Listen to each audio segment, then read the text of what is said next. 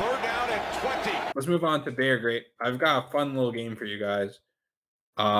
Looking at these guys, I only have one guy who I'd say isn't bait. So if we start moving through these guys, try and pick which one you think I'm going to say isn't bait. But let's kick it off. Van Jefferson, Los Angeles Rams. I think he had more or the same amount of targets as Robert Woods.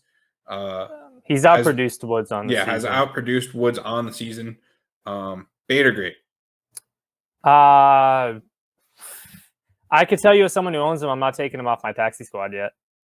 I don't feel comfortable enough to start him. If I own Van Jefferson, I feel encouraged, but I'm not like feeling comfortable enough to start him on a given week. Because I feel like he's the type of guy, he'd easily have 70 in a touchdown week, or he could easily have 2 catches for like 14 yards. I just want to see him produce on a consistent basis. He's been pretty boom bust this season. But I would be encouraged if I owned him. He looks better than last year. It looks like they're using him more. Obviously, the passing attack is just expanding in general. But the main part that just has me hesitant is I'm like, Robert Woods has to bounce back at some point. You know what I'm saying? Like Van Jefferson having this production and Robert Woods hasn't done much. Like, it's more in terms of my faith of Robert Woods. Like, I'm just thinking he's going to have to start producing again at some point. That's why I'm kind of just waiting. Leaning, like, I liked Van Jefferson at his price coming out. I picked him up in like the very early late third of leagues, and like Lounis, I have him on the taxi squad in a league. I'm definitely leaning more bait than great. Like, I'm not paying what the price is to get him in leagues. Yeah, I'm not paying a second for him right now. I mean, fuck, I might even be looking to move him for a second. But and the main problem is that, dude, like, you have Cooper Kupp, Robert Woods, D-Jax, obviously Van Jefferson. I think that eventually Tutu Atwell, you're going to start seeing why they draft him, because Tutu Atwell is really dynamic. And he'll probably play that Deshaun role after this season. To Van Jefferson. And you still have Higbee, too. Man, I'm just not loving the outlook for Van Jefferson. I think he's definitely more of a hold than anything. Yeah. Because I really doubt that other people are going to be paying seconds for him either. He's an easy beat for me. I don't have much. I just need to see it more on a consistent basis. Like, I'm perfectly fine with missing out on Van Jefferson's boom weeks, in order just to like wait till I feel comfortable ever playing him. So, if I had him, I'd be encouraged. I own him. I'm encouraged by what I see, but I'm not taking him off the taxi yet. All right, Kardarius Toney. I could just walk off. Yeah, you guys know what I'm going to say. He had the Saints secondary on ice skates. Gardner Johnson, on a couple plays. Gardner Johnson needs some more ankle tape. Had him falling on his face. He got some turf in his helmet. Lounis is ready to victory lap. Listen, man. One play. I'm not saying it's I'm just saying it was encouraging. They finally got the ball in his hands. So Kardarius Toney, people have been begging for a while. Like, literally, just get the ball in his hands in some kind of space and let him try to make a play. I don't know. I just think it was too early to be victory lapping him being a bust. But at the same time, it's way too early to be victory lapping saying "I told you so." I think he can overtake. Definitely, I think he should overtake Slayton on the depth chart. I still think Shepard and Galladay right now are still more talented receivers, but I think he should be in that top 3 receiving core in the Giants.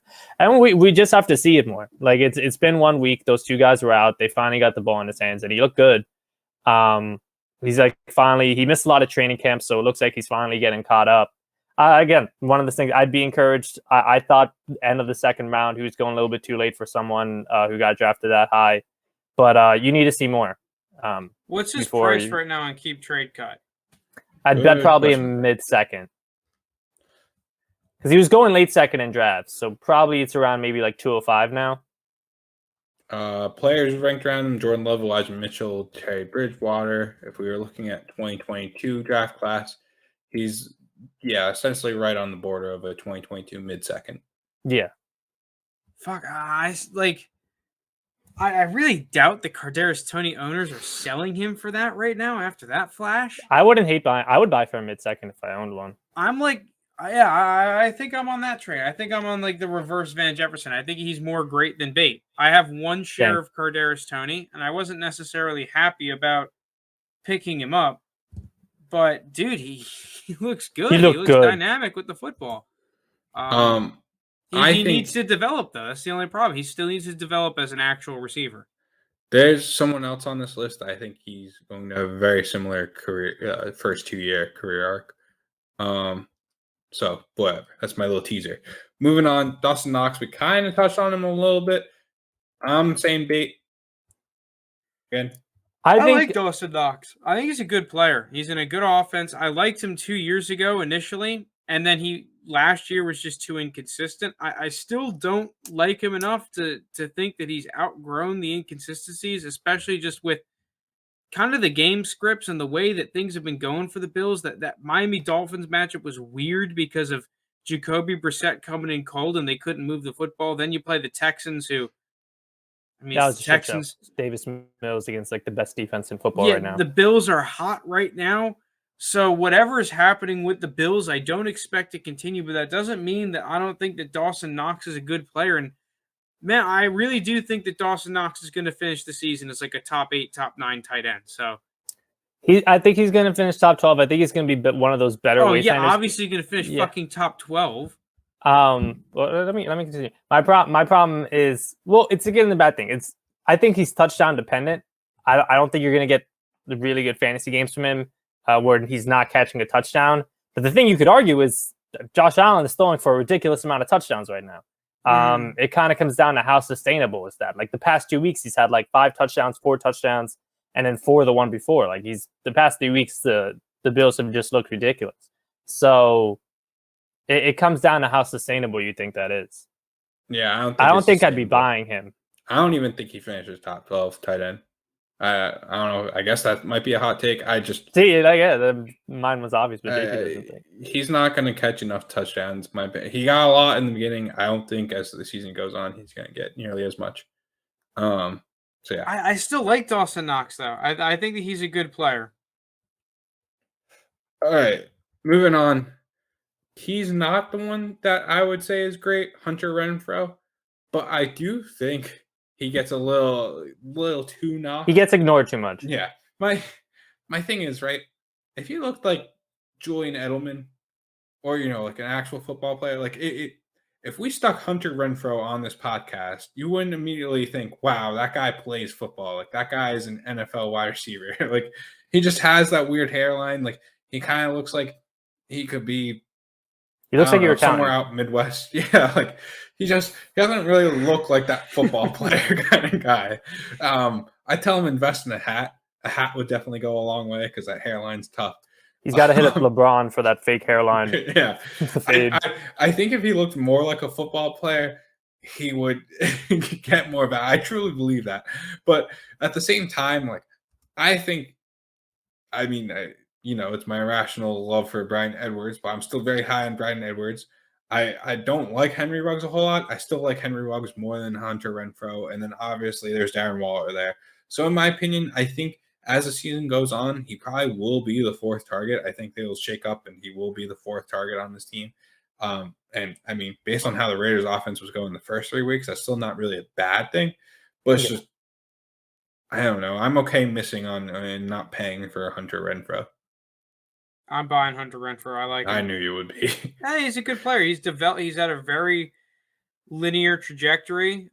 Clearly what the Raiders are doing with, because they're running those option routes, right? Where he can cut from in or the out. slot decide depending on the leverage and the coverage where he wants to go. Him and Carr are clearly on the same page, more so than any other receiver on that football team.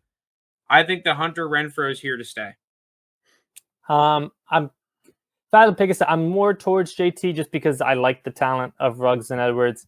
But I do think Renfrow is definitely one of those. I mean, he's been producing. I would feel comfortable starting him in the flex right now if you had to for a week.